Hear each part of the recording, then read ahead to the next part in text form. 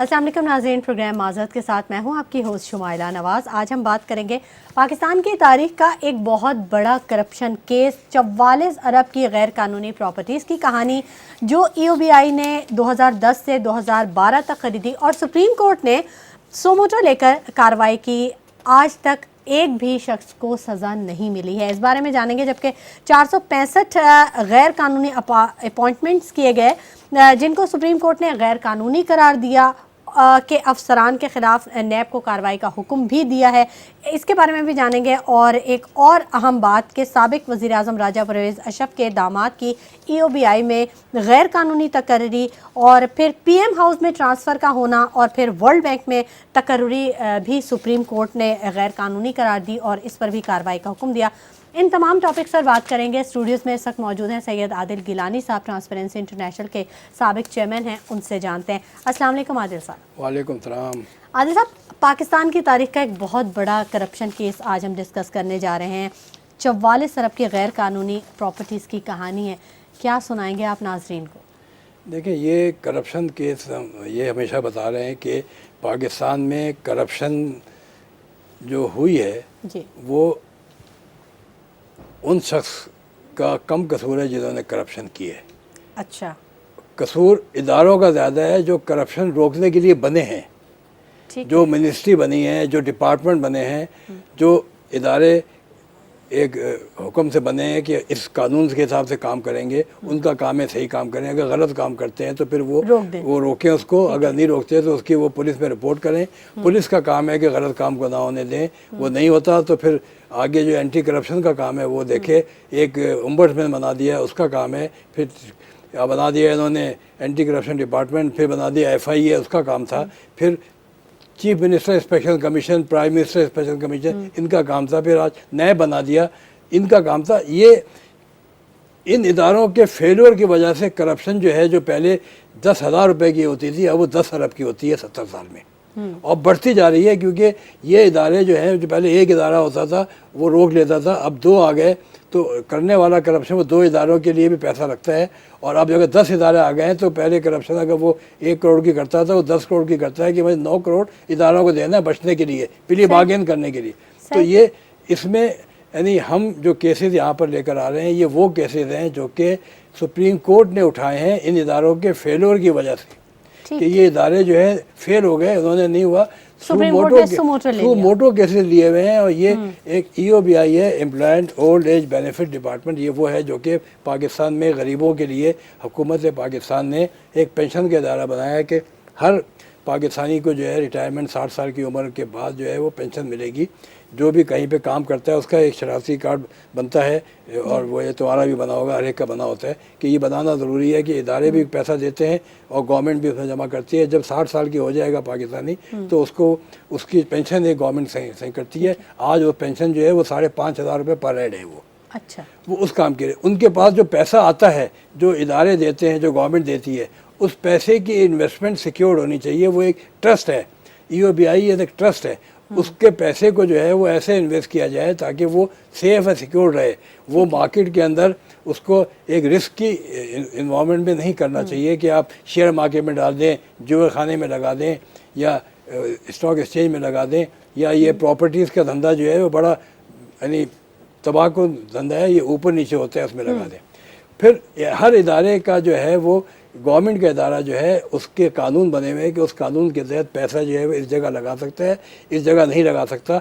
और जहाँ पैसा रखेगा उसके तरीके हैं कि अगर वो कोई चीज़ ख़रीदेगा, कोई चीज़ अगर करेगा तो टेंडर करेगा, उसके PPRA रूल से करेगा। अपॉइंटमेंट करेगा तो एक तरीक़ेकार है, अखबार में देगा उसके हिसाब से। तो वो EOBI के अंदर जो है हुआ ये कि 2011 के अंदर पीपल पार्टी के एक मिनिस्टर थे गोंडल साहब। वो गोंडल साहब के भाई थे ज़फ़र गोंडल, जो कि ऑडिट डिपार्टमेंट के थे, और वो उस वक्त CDA में या NHA में डायरेक्टर फाइनेंस थे। अच्छा। उनको बना दिया गया, पीपल पार्टी ने यहाँ पर चेयरमैन EOBI बना दिया। चेयरमैन EOBI बनाते ही उन्होंने आके यहाँ पर जो है वो 2-3 चीज़ें बड़ी ज़बरदस्त की उन्होंने। आते ही जो है वो पैसे का इन्वेस्टमेंट जो है वो पॉलिसियाँ चेंज कर दी।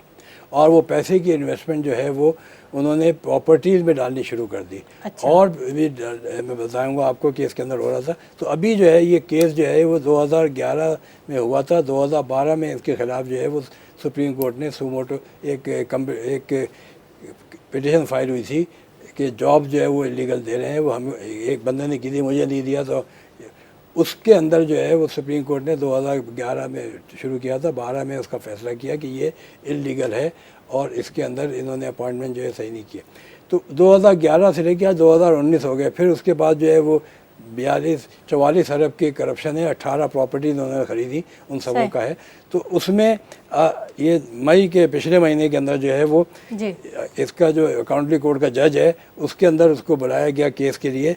और केस में जो है वो एक इनका विटनेस आया और वो विटनेस जो है वो उसने विटनेस किया और केस एडजॉर्न हो गया। अगली हियरिंग आज तक नहीं हुई है। ये 9 मई के बाद आज जो है वो जून की आज तारीख हो गई है, कितनी 22-23 हो गई है। तो ये इस हिसाब से ये केस जो है ये नहीं चल रहा।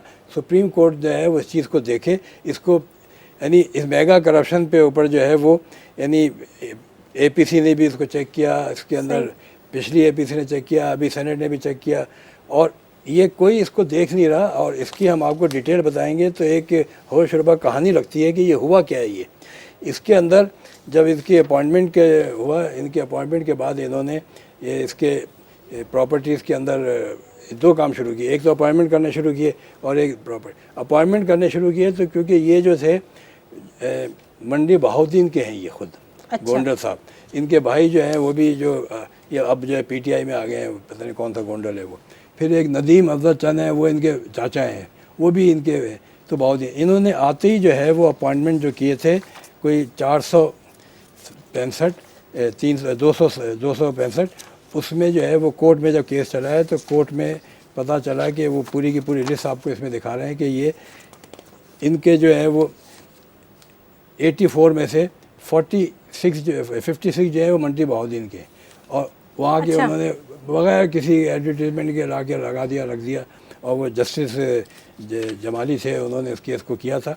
उस केस के अंदर जो है वो आपको हुआ तो ये मतलब पूरा गांव उठा के वो उन्होंने उधर एडजस्ट कर दिया अपॉइंटमेंट। मतलब ये यानी ये है ना कि हुकूमत में आते ही पॉलिटिशियन इसलिए हैं कि वो अपने फ़ायदे के लिए, मफाद के लिए पैसा भी कमाएं, फिर अपने आदमियों को नौकरियां भी दें। वो आदमी नौकरी बढ़ के यहाँ से अभी तो लगाएगा डायरेक्टर, वो बढ़ के कल जो है वो 10 साल के बाद सेक्रेटरी हो जाएगा और फिर वो उनका एक और नेटवर्क फिर भी बन इनका जाता नेटवर्क है। बनेगा, वो काम करेगा, ये सारी चीज़ें।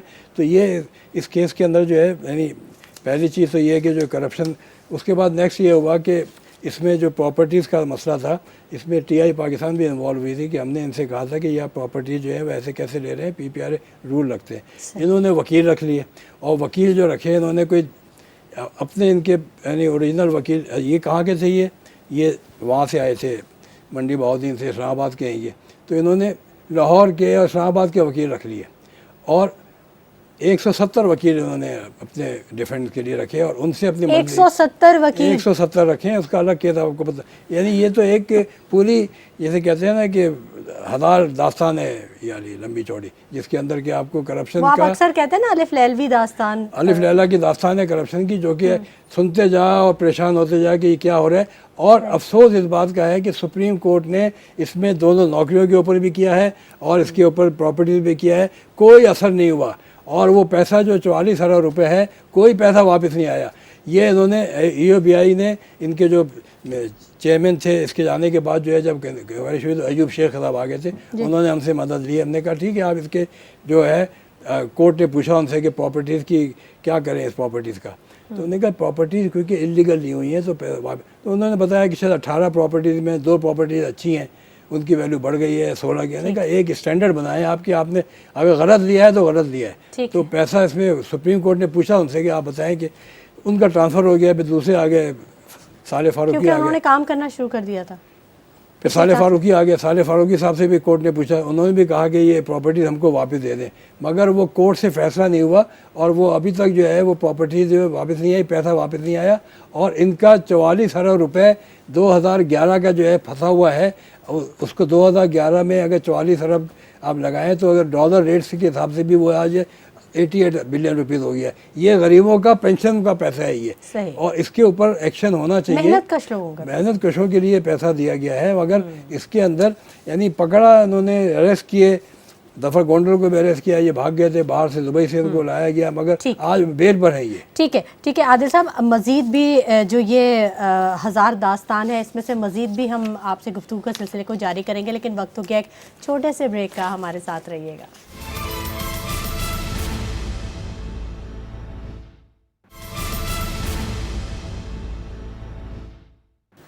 वेलकम बैक नाजरीन, गुफ्तगू के सिलसिले को आगे बढ़ाते हैं और EOBI के हवाले से जो करप्शन का ये मेगा केस हमारे सामने आया हुआ है, इस पर हम अपने बात को जारी रखते हैं।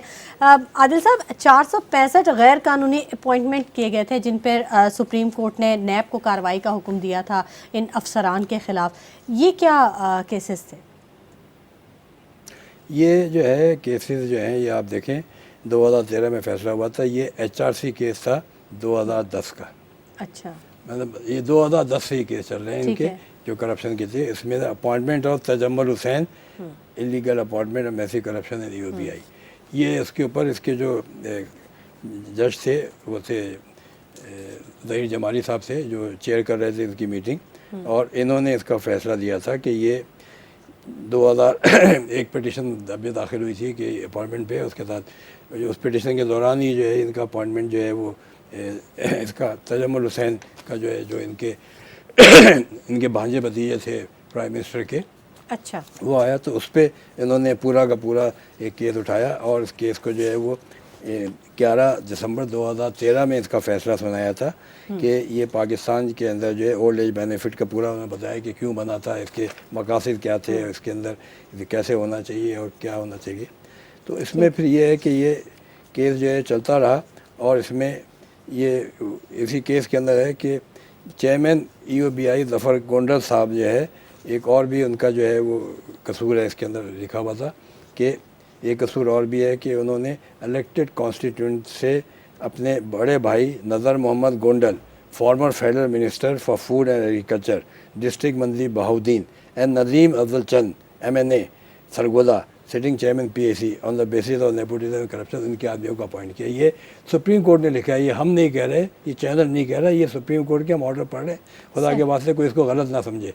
ये इसमें होता ही है ना कि जब नाम आता है तो परेशानी शुरू हो जाती है। बिल्कुल। तो इसमें ये हुआ था कि ये इसको पूरा इन्होंने इसको बताया कि ये केस के अंदर एक तो अपॉइंटमेंट के था, फिर दूसरा ये सुप्रीम कोर्ट ने कहा कि राजा अजीम ul Haq Minhas executive director world bank को लगा दिया गया था, जो कि प्राइम मिनिस्टर के दामाद थे, और वो पहले उसको अपॉइंट कराया EOBI में जी, जो कि डायरेक्ट अपॉइंटमेंट हुआ। EOBI से उसको पता नहीं 18 ग्रेड पे डायरेक्ट रख लिया डायरेक्टर की, फिर वो बगैर एडवर्टीजमेंट के PM हाउस में ट्रांसफर, फिर PM हाउस में ट्रांसफ़र कर दिया। और PM हाउस में ट्रांसफ़र किया तो वहाँ पर वर्ल्ड बैंक के अंदर जो पाकिस्तान का एग्जीक्यूटिव डायरेक्टर होता है, वो हर कंट्री का एग्जीक्यूटिव डायरेक्टर वहाँ पे जाता है, 3 साल के लिए उसकी अपॉइंटमेंट होती है। अच्छा। और मोस्टली जो है सीनियर ब्यूरोक्रेट जाते हैं, जैसे आज जो है वो NHA के एक्स चेयरमैन है, वो गए हुए, उससे पहले खोसा साहब थे जो प्रिंसिपल सेक्रेटरी और प्राइम मिनिस्टर थे, वो गए थे उससे पहले, और सिराज शमसुद्दीन थे, वो लगे हुए थे। तो ये सारा जो है उस पोस्ट पे इनको लगा दिया था। तो सुप्रीम कोर्ट ने इसको सू मोटो केस लिया था कि ये बताया कि शोर शराबा हुआ था, हमने भी लेटर लिखा था उस पर उनको, ये कैसे उसको लगा दिया, प्राइम मिनिस्टर को उसको लिखा था। तो इसका उन्होंने कहा कि ये जो है इनका अपॉइंटमेंट जो है वहाँ पे पहले कैसे हुआ, डिप्यूटेशन में कैसे गया, यहाँ से डिप्यूटेशन में यानी यहाँ पे डायरेक्टर कैसे लगाया, इनके अखबार में ऐड दिया कि नहीं दिया, इनकी क्या क्वालिफिकेशन थी, क्या इनकी ज़रूरत थी यहाँ पे, प्लस ये कि भाई यहाँ से प्राइम मिनिस्टर हाउस में डिप्यूटेशन में कौन से रूल से चले गए, प्राइम मिनिस्टर का इदारा कहाँ, EOBI कराची में, क्यों उनको वहाँ भेज दिया। पता चला कि इसके अंदर पीछे जो है बैठा हुआ था प्राइम मिनिस्टर, कि उसका दामाद था। सारे रूल्स एंड रेगुलेशंस को रौनते हुए सिर्फ यही मेरिट काफ़ी था कि वो साबिक वज़ीर आज़म राजा परवेज़ अशरफ के दामाद थे, बस ये काफ़ी। किसी ज़माने में ये इनकम टैक्स में हुआ करते थे, वहाँ से छोड़ दिया, फिर इनको EOBI में ले लिया 18 ग्रेड में, 20 ग्रेड में, फिर इनको एक्टिंग डायरेक्टर जनरल की पोस्ट 21 ग्रेड की दे दी 15 फरवरी 2012 में, और उसके बाद जो है वो post of senior joint secretary चले गए प्राइम मिनिस्टर हाउस में। ये सारा इस सुप्रीम कोर्ट में जमाली साहब, जस्टिस जमाली साहब के ऑर्डर में लिखा हुआ है, वही पढ़ रहे हैं। और उसके बाद जो है इसको जो है जब वहाँ पर उनको जो मांगा गया एक सीनियर पाकिस्तान का ब्यूरोक्रेट जो नॉर्मली रिटायर्ड हो, मुझे बताया कि जाते हैं 22 ग्रेड के, जिनको एक्सपीरियंस हो कि पाकिस्तान के इंटरेस्ट को वॉच करना होता है। उन्होंने वहाँ पे पाकिस्तान के जो लोन्स आते हैं उसको देखना होता है कि सही टर्म्स पे आएँ और इकोनॉमिकल टर्म पे आएँ, और पाकिस्तान की जो करप्शन की रिपोर्टें हैं जो वो भी वो वहाँ पे वो देखते हैं कि वो रिपोर्ट सही बनाए, कि बोगस ना बने, पाकिस्तान को डाउनग्रेड ना करें। तो उस पोस्ट पे इनको लगा दिया। तो ये जो है इस ऑर्डर के तहत जो है इनको जब उठाया गया, लिया गया, तो इसमें ऑर्डर में लिखा गया है कि ये इलीगल अपॉइंटमेंट है और इसको टर्मिनेट किया जाए। तो टर्मिनेट ऑर्डर करने के बाद हियरिंग दोबारा हुई थी जब, तो उस हियरिंग से पहले इस हियरिंग में जब आगे बताया कि इन्होंने वहाँ से रिज़ाइन कर दिया है, गए नहीं है वहाँ पे, ऐसे कुछ हुआ है कि ये ऑटोमेटिकली ये ख़त्म हो गया। अच्छा। और उसके जो दूसरे हैं मसले जो अपॉइंटमेंट ऑफ ऑफिसर्स हैं वो ये हैं कि ज़फ़र गोंडल साहब जो है वो इन्होंने क्या किया कि MNA जो है वो 109 से मंडी बहाउद्दीन से जो सिटिंग मिनिस्टर थे इनके भाई, उनका जो नज़र मोहम्मद गोंडल, फिर नदीम अफजल चंद MNA 64 से PAC के उस ज़माने में चेयरमैन भी थे, नेफ्यू और मिस्टर ज़फ़र इकबाल गोंडल, नदीम चंद जो PTI में आ गए, स्पोर्ट्समैन है प्राइम मिनिस्टर के, ये इसके अंदर उसका नाम है इनके अंदर। ये फिर हम बता रहे हैं दोबारा कि ये हम नहीं कह रहे, ये सुप्रीम कोर्ट का ऑर्डर हम पढ़ रहे हैं और हम ये बता रहे हैं अवाम को कि इस मुल्क को कैसे लूटा गया है, किन किन लोगों ने लूटा है, और सुप्रीम कोर्ट ने इदारों के फेलियर की वजह से सुप्रीम कोर्ट ने सुमोटो केसेस उठाए हैं और उसके बाद सुप्रीम कोर्ट ने ऑर्डर दिए हैं कि इनके खिलाफ एक्शन हो। एक्शन आज तक नहीं हुआ, और एक्शन नहीं हुआ, ये दोबारा मेंबर बन गए, दोबारा मिनिस्टर लग गए, दोबारा ये मेंबर आ गए हैं और सारे के सारे करप्शन के लोग, और जो है कोई पूछने वाला नहीं है। पिछली हुकूमतों में करप्शन करके अब फिर नई हुकूमत के साथ खड़े हो गए नया काम करने के। और जो अपॉइंटमेंट है इसकी आप लिस्ट देख रहे हैं, इसके अंदर जो कि यानी हैरानी की बात है कि पहला नंबर है मतली जान गोंडल, ये है मंडी बहाउद्दीन के, डायरेक्टर लगा दिया इनको ग्रेड 19 में। उसके बाद है मोहम्मद ताहिर है, ये भी मंडी बहाउद्दीन के। फिर परवेज़ इकबाल है, आमिर शबेश, शराज तनवीर है, फारूक शहजाद है, इम्तियाज़ खान है, मंडी बहाउद्दीन के। 17 नंबर तक मंडी बहाउद्दीन चल रहा है।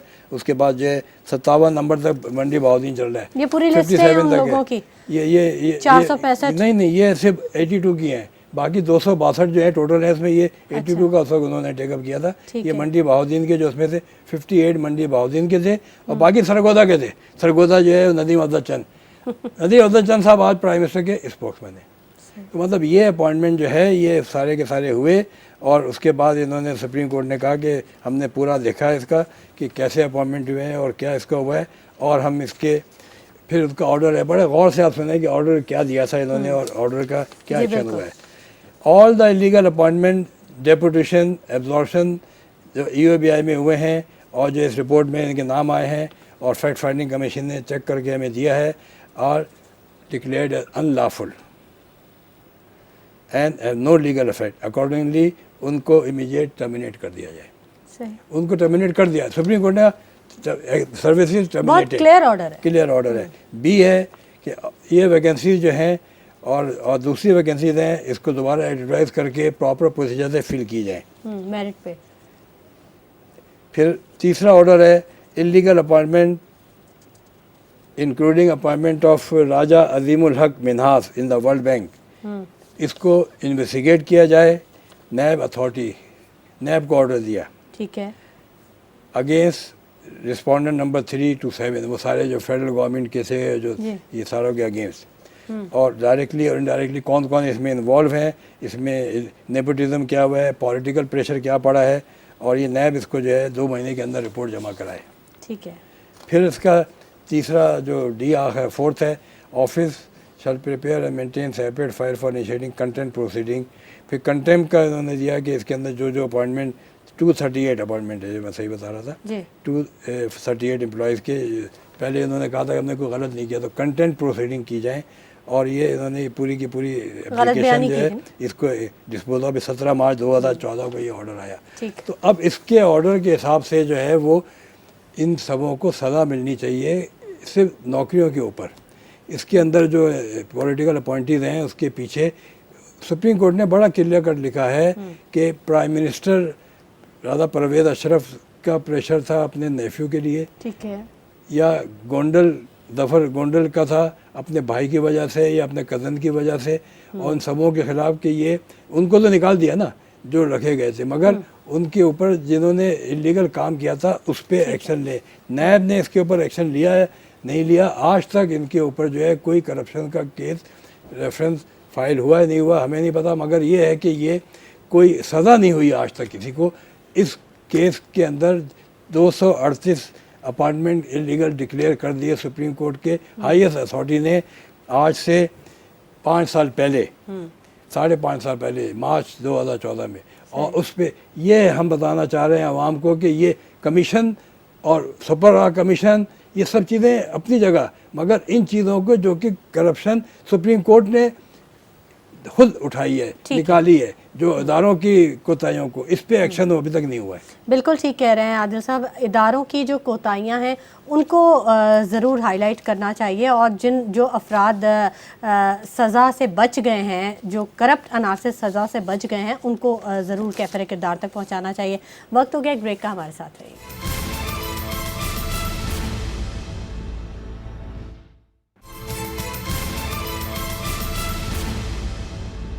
प्रोग्राम में एक मरतबा फिर आपको खुशामदीद कहेंगे और गुफ्तगू के सिलसिले को आगे बढ़ाएंगे। सैयद आदिल गिलानी साहब हमारे साथ स्टूडियोज़ में मौजूद हैं, हमारे सवालों के जवाब दे रहे हैं। आदिल साहब, ब्रेक पर जाने से पहले आप बात कर रहे थे सुप्रीम कोर्ट के ऑर्डर्स की।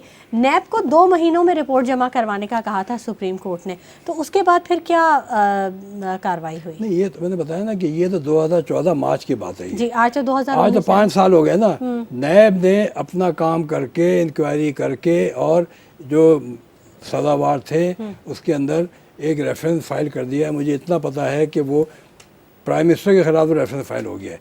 बाकी साबिक प्राइम मिनिस्टर परवेज अशरफ के, क्योंकि वो उसका वर्ल्ड बैंक वाला जो केस था उसकी वजह से, मगर बाकी जो है वो उसमें कौन कौन मुलजिम है कौन कौन नहीं है वो नहीं पता, मगर रेफरेंस हमारे ख्याल से वो नैब तो अपना काम कर लेती है ना, ज़्यादा से ज़्यादा 1.5 साल लगते हैं उनको काम करने में, मगर वो रेफरेंस फाइल हो गया। और रेफरेंस जो है वो अकाउंटली कोर्ट में हैं, आज से 5 साल हो गए रेफरेंस फाइल हुए बहुत सारे। बाकी जो इनके 84 प्रॉपर्टीज़ है उसके भी रेफरेंस फाइल हो चुके हैं। अकाउंटली कोर्ट का जो जज है उसके लिए ऑर्डर है, लॉ है, अकाउंटली कोर्ट का NA 199 सेक्शन 21 है या 17 है कि जब वो केस फाइल होगा, अकाउंटली कोर्ट का जज जो है उसकी डे टू डे हियरिंग करके विदिन 30 डेज उसका केस डिस्पोज ऑफ कर देगा। 30 डेज़ की जगह आज जो है अगर 5 साल हो गए तो ये डेज लगा लो, तो ये 5 कोई 15 दिन हो गए, कोई नहीं पूछ रहा ना। तो क्यों नहीं पूछ रहा आदिल साहब? यही है हमारे चीफ जस्टिस जो बैठे हुए आज नासिर खोसा साहब, इन्होंने कहा स्पीडी जस्टिस काम कर रहे हैं, बड़े अच्छे इन्होंने अभी इक़दाम किए हैं, और वो कहा है कि क्रिमिनल केस जो है स्पेशल कोर्ट बनाई है स्पीडी, जो कि 1540 से वो उन्होंने विदिन 3 मंथ जो है वो 1500 केसेस कर दिए हैं और सज़ाएँ दे दी हैं। वो कह रहे हैं कि अभी 2 महीने के अंदर कोई क्रिमिनल केस नहीं रहेगा। फिर अब बना रहे हैं वो फैमिली कोर्ट्स को भी क्रिमिनल ला रहे हैं, फिर ये एक और कर रहे हैं कि कोई एडजॉर्नमेंट ना हो। तो ये एडजॉर्नमेंट का बाप है ये। नैब का केस जो है, नैब के ऊपर इल्ज़ाम लगते हैं कि नैब छोड़ देते हैं, नैब पकड़ लेते हैं, नैब बदमाशी कर रहे हैं, नैब ब्लैकमेलिंग कर रहे हैं। भाई नैब का काम है सिर्फ एक केस को उसके बाद आता है, इंक्वायरी करके वो कोर्ट भेज देता है। ठीक है। अगर नैब ने गलत किया है तो केस चल के उसको छोड़ देना। नैब के अंदर तो केस ज़्यादा से ज़्यादा 2 महीने, 3 महीने, 4 महीने, 1 साल रहते हैं। नैब ने अपना काम नैब ने काम करके दे देता है। अब अकाउंटली कोर्ट का काम है कि उसको जो है वो फैसला तो करे। वो फैसला अकाउंटली कोर्ट के अंदर 5-5 साल, 8-8 साल नहीं होते। आदिल साहब, तो नैब को इतना क्यों तनकीद का निशाना बनाया जाता है? मतलब वो अपना काम कर रहा है। ये लोगों को पता नहीं है नैब का रोल क्या है। नैब का रोल जो है वो बहुत कम है। नैब का रोल जो है बहुत कम है। जैसे एफआई को क्यों नहीं बनाया जाता? सिर्फ रेफरेंस एंटी करप्शन डिपार्टमेंट को क्यों नहीं बनाया जाता? चेयरमैन एंटी करप्शन डिपार्टमेंट को क्यों नहीं बनाया जाता?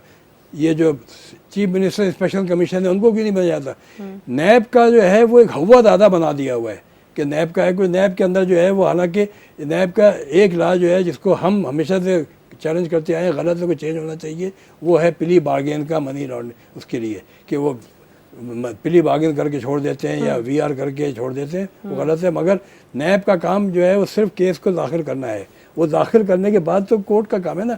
कोर्ट जब 5-5 साल नहीं करेगा, जब कोर्ट कर भी देता है तो फिर हाई कोर्ट में चला जाता है, वहाँ 2 साल लगते हैं। सुप्रीम कोर्ट चला जाता है, वहाँ तो 8-10 साल तक केस चलते रहते हैं। अभी परसों जो है केस सुप्रीम कोर्ट में ख़त्म हुआ है कि नैब ने सज़ा दे दी मुल्ज़मान को। सही। और उसके अंदर जो है वो मुल्ज़मान जो है वो उन्होंने पैसा भी जमा करा दिया। गवर्नमेंट के अफसर थे दो, उन्होंने कहा हमारा कोई इसमें सिग्नेचर जो है जाली है और हमारा कोई कसूर नहीं है, उसको 7 साल ज़्यादा दे दी। वो हाई कोर्ट में गया, हाई कोर्ट ने जो है उनको छोड़ दिया। उस पर नैब जो है वो सुप्रीम कोर्ट चली गई। सुप्रीम कोर्ट में चीफ जस्टिस आसिफ खोसा ने कहा कि ये इनका जो है इल्ज़ाम जो है वो नैब ने प्रूव नहीं किया कि साइन इन्होंने किए, कोई विटनेस नहीं दिया, कोई सिग्नेचर के लिए, उसको छोड़ दिया उन्होंने। तो मकसद ये है कि केसेस जो हैं वो सुप्रीम कोर्ट में जाके ख़त्म हो जाते हैं, वो उसमें नैब का कसूर नहीं है, वो कसूर कोर्टों के डिले का है। कोर्ट में इमीडिएटली फैसले हों तो मेरे ख्याल से ये चीज़ ख़त्म हो जाएगी। इसमें आपको मैं दूसरा बता रहा था कि इसके अंदर जब केस चल रहा था, ये UOBI के जो गोंडल साहब थे, तो ये खबर आई थी कि ये कराची से हैदराबाद तक मोटरवे बनाने में ये हिस्सा ले रहे हैं। तो वो 24 अरब की मोटरवे थी, सुपर हाईवे, और उस पर हमने उनको लिखा था कि ये आपका EOBI जो है उसका काम जो है पैसे को इन्वेस्ट करना है for the purpose of generating more profit. ये गवर्नमेंट के ये प्रोजेक्ट जो है ये गवर्नमेंट का प्रोजेक्ट है, PSDP से बनना चाहिए, गवर्नमेंट फंड से बनना चाहिए, तो इसमें आपका क्या ताल्लुक़ है? तो इनको जब लिखा तो ये फिर वो इनके जो है वो दिमाग हो गया ख़राब कि इन्होंने कहा आप कौन होते बोलने वाले। तो कॉपी हमारी जाती थी वहाँ पे, खुर्शीद शाह साहब जो थे वो मिनिस्टर थे इस ज़माने में यहाँ पे, तो वो और पब्लिक अकाउंट कमेटी के चेयरमैन थे चौधरी साहब, उनको कॉपी जाती थी। तो एक दिन चौधरी साहब लाहौर में हमें मिले और होटल में, तो उन्होंने कहा जिलानी साहब आपने तो बड़ा मेरे लिए काम कर दिया, खुर्शीद साहब ने मुझे फ़ोन किया जी मुझे आप क्यों फंसा रहे हैं? उन्होंने कहा क्या हुआ? हमने तो कुछ भी नहीं किया। कह रहे नहीं वो आपने लेटर लिखा था कि ये मोटरवे का UOBI का, तो खुर्शीद शाह कह रहे मैंने नहीं कहा था उनको। तो ये क्योंकि सुप्रीम कोर्ट ने सुमोटो लेके उनको पूछा था कि आप कौन है बोलने वाली है, तो वो केस भी ख़त्म हुआ था। तो इसके बाद जब 2013 में आगे से ये पीपल पार्टी गई थी और FIA बन गई और चौधरी साहब आ गए, तो FIA के डायरेक्टर जनरल थे सऊद, उन्होंने हमें लेटर लिखा था कि भाई आप जो है आके इसको, चौधरी साहब ने कहा था कि इनके जो EOBI की करप्शन है वो TI पाकिस्तान से पूछ लें। तो उनका लेटर दिखा रहे हैं, ये लेटर 17 जुलाई 2013 में उन्होंने लिखा था कि आप $1 मिलियन करप्शन है ओल्ड एज बेनिफिट की, इसके जो भी है हमें आके बताएं ताकि हम आपकी कॉरपोरेशन से आगे चलें।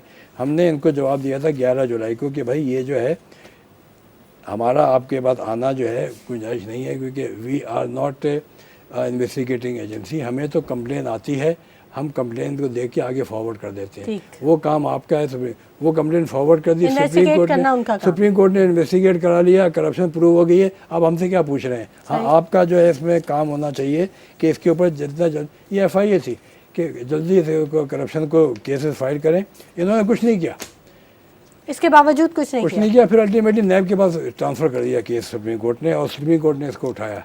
अच्छा, तो ये चीज़ ऐसी थी कि इसके बाद इनका जो है वो यानी FIA का जो रोल है वो इतना नाजुक रोल था कि उस ज़माने पीपल पार्टी के ज़माने में जो भी DG FIA होता था उसके ऊपर जो है वो रहमान मलिक साहब इंटीरियर सेक्रेटरी होते थे, उनका हाथ होता था, वो कुछ करने नहीं देते थे।